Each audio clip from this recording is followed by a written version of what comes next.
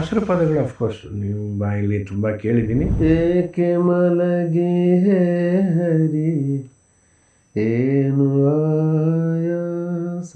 ಈಗ ನಾವು ಅಮೀರ್ ಖಾನ್ ಸರ್ ಗಾನ ಭಾಳ ಕೇಳ್ತೀನಿ. ಅವ್ರ ಹಿಂದೆ ದಿವಾನ ಅಂತಾರಲ್ಲ ಆ ಥರ.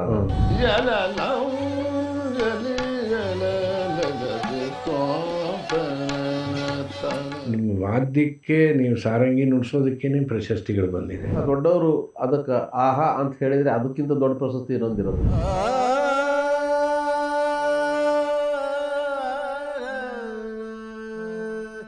ಇಷ್ಟು ವರ್ಷದ ಅನುಭವ ನಿಮಗೆ, ಪರಂಪರೆನ ಬೆಳೆಸ್ತಾ ಇದ್ದೀರಾ. ನಾವು ಸಂಗೀತ ಆರಿಸ್ಕೊಳ್ಳೋದಕ್ಕಿಂತಲೂ ಸಂಗೀತ ನಮಗೆ ಆರಿಸ್ಕೋತಾರಲ್ಲ.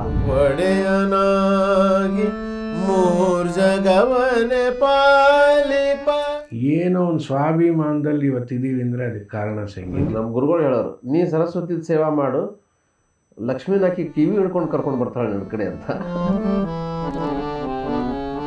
ಹಾಗೆ ಮುಂದುವರಿಸ್ಕೊಂಡು ದಾಸರ ಪದಗಳು ಅಫ್ಕೋರ್ಸ್ ನಿಮ್ಮ ಬಾಯಲ್ಲಿ ತುಂಬ ಕೇಳಿದ್ದೀನಿ. ಒಂದು ಸಾರಿ ತಬಲಾ ನುಡಿಸೋ ಅವಕಾಶನೂ ಸಿಕ್ತು. ಅದು ತಿರ್ಗಿ ನಂದು ಅದೃಷ್ಟ, ನಿಮ್ದು ಪ್ರವೀಣ ಹಾರ್ಮೋನಿಯಂ ನುಡಿಸ್ತಾ, ನಾನು ತಬಲಾ ನುಡಿಸ್ದೆ. ಅದನ್ನು ಕಂಪೋಸ್ ಒಂದು ಯಾವುದಾದ್ರೂ ಸುಮ್ಮನೆ ಒಂದು ಪಲ್ಲವಿ ಸರ್ ಸುಮಾರು ಮಾಡಿದೆ ಈ ಮಧ್ಯದೊಳಗೆ. ಒಂದು ಅದು ಬಾಗಿಲನ್ನು ತೆರೆದು ಬಹಳ ಚಿರಪರಿಚಿತ ಸಾಹಿತ್ಯ, ಹೌದು, ಅದನ್ನು ಮಾಡಿದೆ. ಇತ್ತೀಚೆಗೆ ಈ ಕೋವಿಡ್ ಟೈಮಲ್ಲಿ ನಾವು ಎಲ್ಲಿ ಹೊರಗಡೆ ಹೋಗಂಗಿರಲಿಲ್ವಲ್ಲ, ಮನೆಯಲ್ಲೇ ಕೂತ್ಕೊಂಡು ಏನು ಮಾಡೋದಪ್ಪ, ತೆಗಿ ಪುಸ್ತಕ ಅಂತ ತೆಗೆದ್ಬಿಟ್ಟು ಯಾವುದಾದ್ರೂ ಹುಡ್ಕೋದು ಸಾಹಿತ್ಯ. ಆಮೇಲೆ ನಾನು ಸಾಹಿತ್ಯ ಕಂಪೋಸ್ ಮಾಡ್ತೀನಿ. ನಾನು ಒಂದು ಅಂದ್ಕೊಂಡಿದ್ದು ಮನಸ್ಸಿಗೆ, ನಾನು ಮಾಡ್ತೇನೆ ಅಂದರೆ ಆಗೋದಿಲ್ಲ. ಈ ದಾಸರ ಪದ್ಯಗಳಾಗಲಿ ಸೂಫಿಗಳಾಗಲಿ ಅವು ತಾನೇ ಆಗಬೇಕು, ಅದು ದೇವರೇ ಮಾಡಿಸ್ಬೇಕು. ಆ ಥರ ಆಗಿದ್ದು ಕೆಲವೊಂದಿದೆ. ಅಂದರೆ ನಾನು ಮಾಡ್ತೀನಿ ಅಂತ ಕೂತ್ಕೊಂಡ್ರೆ ಅದು ಯಾಕೋ ಮಜಾನೇ ಬರೋದಿಲ್ಲ. ಅದಕ್ಕಾಗಿ ಕೂತ್ಕೊಂಡಾಗ ಒದಗೋದಿಲ್ಲ. ಏನೋ ಒಂದು ಬರುತ್ತೆ, ಆ ಸಮಯದಲ್ಲಿ ಸಿಗಬೇಕು, ಅದಾಗ್ತದೆ, ಅದೇ ಸರಿ. ಎಷ್ಟೋ ಸಾರಿ ಅದು ಆವಾಗ ಬಂದಂಗೆ ಆಮೇಲೆ ನೆನೆಸ್ಕೊಂಡ್ರೆ ಬಂದಿರೋಲ್ಲ. ಅಂದರೆ ಎಲ್ಲಿಂದ ಆ ಪವರ್ ಬರಬೇಕು. ಹೌದು, ಅದು ನಮ್ಗೆ ಸುಮಾರು ಸರ್ತಿ ಆಗೋಯ್ತು. ಅದು ಎಷ್ಟು ಬೇಗ ಮರ್ತೋಗುತ್ತೆ ಅಂದರೆ, ಒಂದು 2 ನಿಮಿಷ ಆಗ್ತಿದ್ದಂಗೆನೆ ಏನೋ ಒಳ್ಳೆ ಸಂಗತಿ ಬಂದಿತ್ತು, ಆದರೆ ಬರೋಲ್ಲ. ಅದು ಇನ್ಯಾವತ್ತೋ ಜ್ಞಾಪಕ ಬರ್ಬೋದು, ಆ ಟೈಮಿಗೆ ಬರೋಲ್ಲ. ಇದು ಭಯಂಕರ ಸರ್ತಿ ಆಗಿದೆ ನನಗೆ. ಒಂದು ಏಕೆ ಮಲಗಿ ಹೇ ಹರಿಯೇ ಏನು ಆಯಾಸ, ಜೋಕೆ ಮಾಡುವ ಬಿರುದು ಸಾಕಾಯಿತೇನೋ ಅಂತ ಒಂದು ಸಾಹಿತ್ಯ ಕಾಣಿಸ್ತು.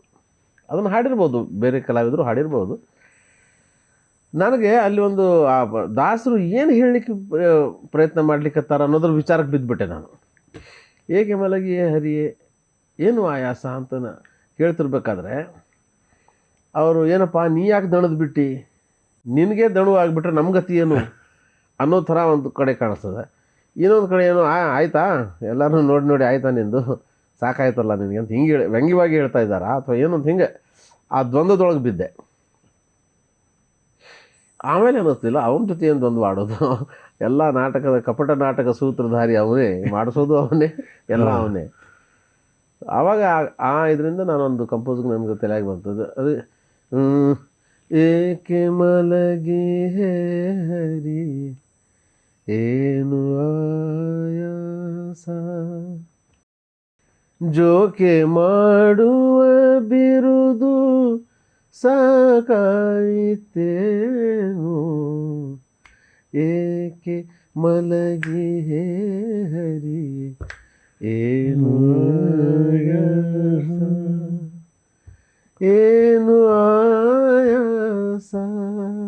ಹಿಂಗೊಂದು ಕೂಡ ಸಿಕ್ತು. ಅಲ್ಲಿ ತಮನೊಡನೆ ಹೋರಾಡಿ ತಪಿಸಿ ಮೈ ಬೆವರಿತೋ, ತಮನೊಡನೆ ಹೋರಾಡಿ ತಪಿಸಿ ಮೈ ಬೆವರಿತೋ, ಅಮೃತ ಮಥನದಿ ಗಿರಿಯು ಅತಿ ಭಾರವಾಯ್ತೋ, ಅಮೃತ ಮಥನದಿ ಗಿರಿಯು ಅತಿ ಭಾರವಾಯ್ತೋ, ರಮಣಿಯನು ತರುವಾಗ ರಣರಂಗ ಬಹಳಾಯ್ತೋ, ಅಮರ ರಿಪುವನು ಸೀಳೆ ಆಯಾಸವಾಯ್ತು ಏಕೆ ಮಲಗಿ ಹರಿ, ಏನು ಆಯಾಸ ಏನು ಆಯಾಸ. ಇನ್ನು ಕೇಳಿದ್ದೀನಿ, ಯಾರೋ ನಿಮ್ಮ ಶಿಷ್ಯರು ಯಾರೋ ಹಾಡಿದ್ರು ಸುಮಾರು ಕೇಳಿ. ಇದರೊಳಗೆ ನಾನು ಪ್ರಯತ್ನ ಮಾಡಿದ್ದೇನೆಂದರೆ ಪ್ರತಿಯೊಂದು ಸಾಲಿನ ಹಿಂದೆ ಒಂದು ಪ್ರಶ್ನೆ ಇದೆ. ಹೌದೌದು. ಏನಕ್ಕೆ ಮಲಗಿಯರು, ಏನು ಆಯಾಸ, ಅಲ್ಲಿ ಪ್ರಶ್ನೆ. ಜೋಕೆ ಮಾಡುವ ಬಿರುದು ಸಾಕಾಯಿತೇನೋ, ಅಲ್ಲಿ ಒಂದು ಪ್ರಶ್ನೆ ಇದೆ. ತಮನೊಡನೆ ಹೋರಾಡಿ ತಪ್ಪಿಸಿ ಮೈ ಬೆವರಿತು, ಅದು ಪ್ರಶ್ನಾರ್ಥಕನೇ. ಈ ಚಿಹ್ನೆಗಳನ್ನು ಫಾಲೋ ಮಾಡ್ಕೋವಂತ ಅದು ಆ ಪ್ರಶ್ನೆ ಮುಗಿಬಾರ್ದು ಕೊನೆವರೆಗೂ. ಕೊನೆಗೆ ಮುಗಿಸ್ತಾರೆ ಅವರು ಅದನ್ನು. ಅಲ್ಲಿವರೆಗೂ ಆ ಪ್ರಶ್ನೆ ಹಂಗೆ ಇಟ್ಕೊಂಡು ಬರಬೇಕು ಅಂತ ಇದರಿಂದ ಅದನ್ನು ಮಾಡಿದ್ದೆ. ತುಂಬ ಅಂದರೆ ಲ್ಯಾಂಡಿಂಗ್ ನೋಟ್ ಯಾವುದು ಮುಗಿಯುತ್ತೆ ಅನ್ನೋದು ಇರಬಾರ್ದು. ಕರೆಕ್ಟ್. ಕಡೆಯಲ್ಲಿ ಮುಗಿಸ್ಬೇಕು ಅದನ್ನು. ಏನೋ ಇನ್ನೂ ಮುಂದೆ ಬರಬೇಕು ಹೌದು ಅನ್ನೋ ಫೀಲಲ್ಲಿ ಬಹುಶಃ ಅದೆಲ್ಲ ಮಾಡಬೇಕಾದ್ರೆ ಸೈಲೆನ್ಸ್ ಇರಬೇಕಲ್ವ ಸರ್? ಖಂಡಿತವಾಗ್ಲು silence is also music sir. ಎಷ್ಟೋ ಸತಿ ಕೇಳಿ ಒಂದು 4 ಸೆಕೆಂಡ್ ಬಿಟ್ಟರೆ ಅದು ಭಾಳ ಸುಖ. ನಮ್ಮ ತಂದೆಯವ್ರು ಹೇಳೋರು, ಒಂದು ಸಂಗತಿಗೆ ಒಂದಿಷ್ಟು ಗ್ಯಾಪ್ ಇರಬೇಕು. ತಂಬೂರಿ ಸ್ಥಿತಿ ನಿನಗಲ್ಲ, ಹಾಡೋರ್ಗೂ ಕೇಳೋರಿಗೆ ಕೇಳಬೇಕು. ಹೌದು. ಹೇಗೆ ಊಟ ಮಾಡ್ತಾ ಒಂದು ಹಿಂಗೆ ಮಾಡಿದ್ರೆ ಏನು ಗೊತ್ತಾಗಲ್ಲಂತೆ ರುಚಿ. ಸೊ ಒಂದು ಸಂಗತಿ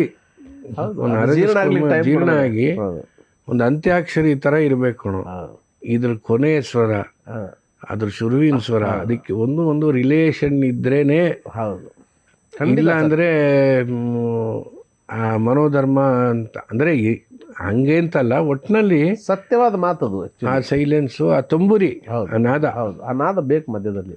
ಈಗ ನಾವು ಅಮೀರ್ ಖಾನ್ ಸಾಹೇಬ್ರ ಗಾನ ನಾನು ಭಾಳ ಕೇಳ್ತೀನಿ, ಸಿಕ್ಕಾಪಟ್ಟೆ. ಅವ್ರ ಹಿಂದೆ ದಿವಾನ ಅಂತಾರಲ್ಲ ಆ ಥರ. ಅವ್ರ ಗಾಯನದಲ್ಲಿ ಅದನ್ನು ಎದ್ದು ಕೇಳಿಸ್ತದೆ ನೋಡ್ರಿ. ಅವ್ರು ಒಂದು ಸಂಗತಿ ಹಾಡಿದ ಮೇಲೆ ಒಂದಿಷ್ಟು ಗ್ಯಾಪ್ ತಗೋತಾರೆ.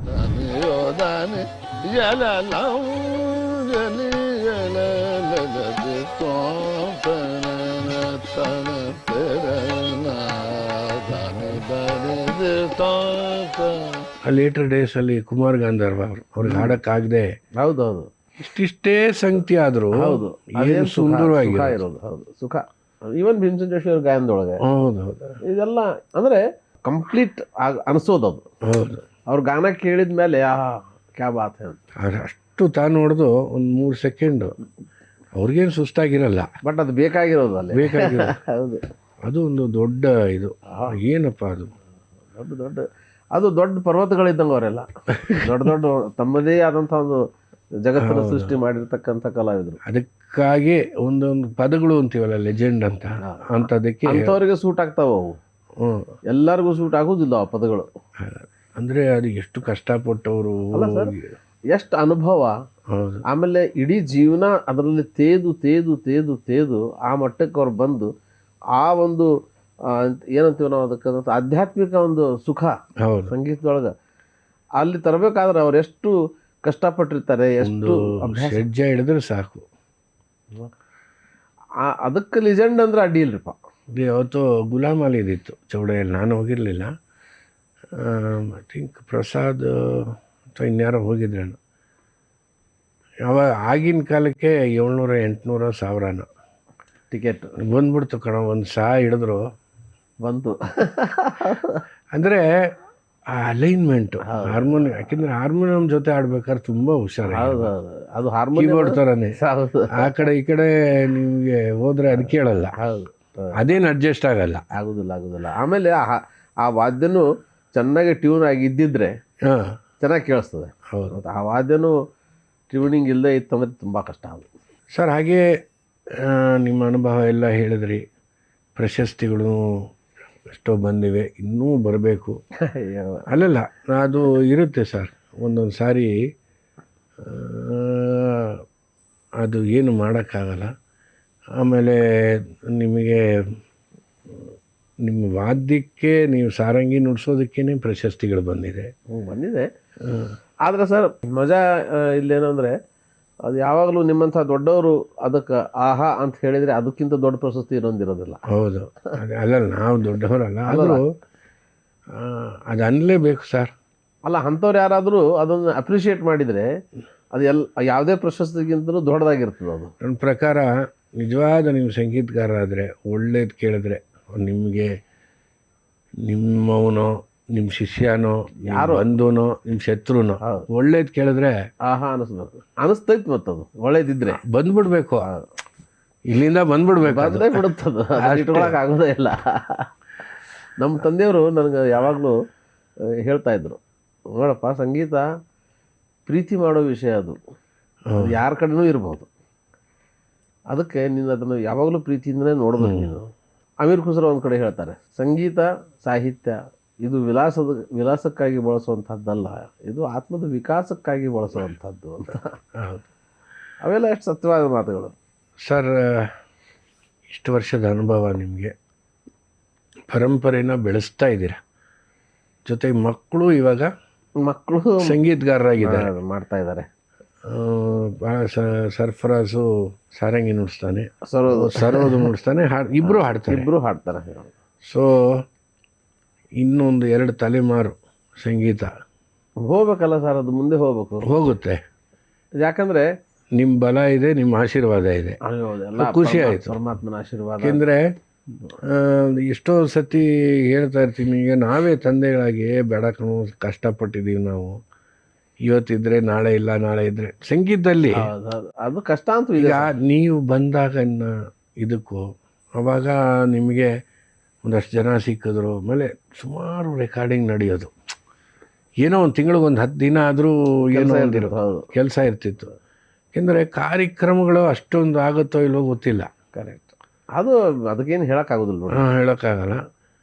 ಕೆಲಸತಿ ಬರ್ಬೋದು, ಬರೋ ಡೇಟ್ಗೆ ಜಾಸ್ತಿ ಬರೋದು ಜಾಸ್ತಿ. ಹೌದು, ಒಂದೇ ಡೇಟಿಗೆ ಅವತ್ತಿಗೆ ಬರ್ತಾ ಇರುತ್ತೆ. ಹಂಗಾಗಿ ಅದು ಮಕ್ಕಳು ಸಂಗೀತನ ಮುಂದುವರಿಸ್ಕೊಂಡು ಹೋಗ್ತಾ ಇರೋದು ನಂಗೆ ಭಾಳ ಸಂತೋಷ ಆಗುತ್ತೆ. ನಿಮಗೆ ನನಗೂ ಸಂತೋಷ ಆಗುತ್ತೆ. ಆಫ್ಕೋರ್ಸ್. ನನಗೆ ಮತ್ತೊಂದು ಏನು ಅನಿಸ್ತದೆ ಅಂದರೆ, ನಾವು ಸಂಗೀತ ಆರಿಸ್ಕೊಳ್ಳೋದಕ್ಕಿಂತಲೂ ಸಂಗೀತ ನಮಗೆ ಆರಿಸ್ಕೋತೀವಲ್ಲ, ಹೌದು, ಅದೇ ನಿಜ ಅಂತ ಅನಿಸ್ಬಿಡ್ತೈತಿ. ಎಷ್ಟೋ ಸರ್ತಿ ನಾವು ನಮ್ಮ ಮಕ್ಕಳನ್ನ ಕಲಿಸ್ಬೇಕು, ಓದಿಸ್ಬೇಕು, ಅವ್ರಿಗೇನಾದ್ರು ಒಂದು ಒಳ್ಳೆ ಜಾಬಲ್ಲಿ ಅವ್ರು ಇದ್ಬಿಟ್ರೆ ಸಾಕು ಅಂತ ಅನಿಸಿರ್ತೈತೆ. ಬಟ್ ಆಗಲಿಲ್ಲ ನೋಡ್ರಿ, ಅದು ಇಲ್ಲ. ಮತ್ತು ಅವ್ರು ಅಲ್ಲಿಗೆ ಬಂದರು. ನನ್ನ ಅನುಭವದಲ್ಲೂ ಕೂಡ ನಾವೆಷ್ಟು ಅದನ್ನು ನಿಷ್ಠೆಯಿಂದ ಪಾಲಿಸ್ತೀವೋ ಅದಷ್ಟು ಏನೋ ಒಂದು ಪ್ರಕಾರದಲ್ಲಿ ನಮ್ಮ ಕೈ ನಿಲ್ಲಿಸಿರುತ್ತೆ, ನಿಲ್ಲಿಸಿದೆ. ಕೈ ಬಿಡೋದಿಲ್ಲ ಸರ್, ಕೈ ಬಿಡೋದಿಲ್ಲ ಹೇಳ್ಬೋದು. ನಾವು ರಾಜನ್ ಥರ ಇರಲ್ಲ, ಹಂಗೆ ಏನೋ ಒಂದು ಸ್ವಾಭಿಮಾನದಲ್ಲಿ ಇವತ್ತಿದ್ದೀವಿ ಅಂದರೆ ಅದಕ್ಕೆ ಕಾರಣ ಸಂಗೀತ. ಹೌದು, ಖಂಡಿತವಾಗ್ಲು. 4 ಜನ ನಮ್ಮನ್ನು ನೋಡಿ, ಸರ್ ನಮಸ್ಕಾರ ಸರ್. ಸರಸ್ವತಿಗೆ ಸಾಧಿಸ್ಲಿಕ್ಕೆ ಆಗೋದಿಲ್ಲ, ಆರಾಧಿಸ್ಬೇಕಷ್ಟೇ. ಅಷ್ಟೇ ಆರಾಧನೆ ಮಾಡ್ಕೊಂಡಿದ್ದು ಬಿಟ್ರೆ ಆಮೇಲೆ ಈ ಆಸ್ತಿ ಯಾರು ಕಿತ್ಕೊಂಡು ಹೋಗೋಕೆ ಆಗೋದಿಲ್ಲ. ಆಮೇಲೆ ಆನ್ಲೈನಲ್ಲೂ ಆಗಲ್ಲ, ಯಾರು ಕಿತ್ಕೊಳ್ಳೋಕ್ಕಾಗಲ್ಲ. ಆಮೇಲೆ ಅದು ಒಳ್ಳೇದಿತ್ತು ಅಂದರೆ ಅದು ಅಪ್ ಡೌನ್ಸ್ ಅಂತೂ ಎಲ್ಲರ ಲೈಫ್ನಲ್ಲಿ ಇದ್ದೇ ಇರುತ್ತೆ. ಅದು ಏನಂದರೆ ಒಂದೊಂದು ನಮ್ಮ ಹಣೆಯಲ್ಲಿ ಏನೋ ಬರ್ದಿರುತ್ತೆ, ಹಂಗೆ ಆಗುತ್ತೆ. ಆದರೆ ಡಿಸಪಾಯಿಂಟ್ಮೆಂಟ್ ಆಗಬಾರ್ದು, ನಮ್ಮ ಸಾಧನೆ ನಿಲ್ಲಿಸಬಾರ್ದು. ಆಮೇಲೆ ಏನಿದೆಯೋ ಅದರಲ್ಲಿ ಸಂತೋಷವಾಗಿ ಇದ್ಕೊಂಡು ಮಾಡ್ತಾ ಅಷ್ಟೇ. ಇವತ್ತಿಗಿಷ್ಟು ಅಂದರೆ ಬರುತ್ತೆ ಪಾಪ. ಅದು ನಾನು ನೋಡಿದ್ದೀನಿ, ಎಷ್ಟೋ ಕಷ್ಟದ ಪರಿಸ್ಥಿತಿ ಅಂತ ಬಂದಾಗ ಏನೋ ಯಾವುದ್ರ ಮೂಲಕನೂ ಏನೋ ಒಂದಾಗುತ್ತೆ. ದೇವ್ರು ಕೊಡ್ತಾನೆ. ಅಲ್ಲೇ ಅದೇ ಇರೋದು. ಯಾಕಂದರೆ ಇದು ನಾವು ಸರಸ್ವತಿ ಆರಾಧಕರಿಗೆ ಕಷ್ಟಗಳು ತಪ್ಪಿದ್ದಲ್ಲ. ಆದರೆ ನಮ್ಮ ಗುರುಗಳು ಹೇಳೋರು, ನೀ ಸರಸ್ವತಿ ಸೇವಾ ಮಾಡು, ಲಕ್ಷ್ಮೀನಾಕಿ ಕಿವಿ ಹಿಡ್ಕೊಂಡು ಕರ್ಕೊಂಡು ಬರ್ತಾಳೆ ನನ್ನ ಕಡೆ ಅಂತ. ಅದಕ್ಕೆ ಕಡೆಯಲ್ಲಿ ಭಾಗ್ಯದ ಲಕ್ಷ್ಮೀ ಬಾರಮ್ಮ, ಹೆಜ್ಜೆ ಮೇಲೊಂದು ಹೆಜ್ಜೆ ಇಟ್ಟು ಹೆಂಗಾದ್ರೂ ನಿಧಾನಕ್ಕಾದ್ರೂ ಸರಿ, ಆದರೂ ಬಾರಮ್ಮ, ಬರ್ತಾಳ. ಅಕ್ಕಿನೂ ಕೈ ಬಿಡೋದಿಲ್ಲ. ಬರ್ತಾರೆ, ಆಕಿನೂ ಕೈ ಬಿಡೋದಿಲ್ಲ. ಏನೋ ಹೇಳಿದ್ದಕ್ಕಿನ್ನ ಒಂದು 200-300 ಕಡಿಮೆ ಇರ್ಬೋದು, ಅಷ್ಟೇ ಅಂದು ಬರ್ತಾರೆ.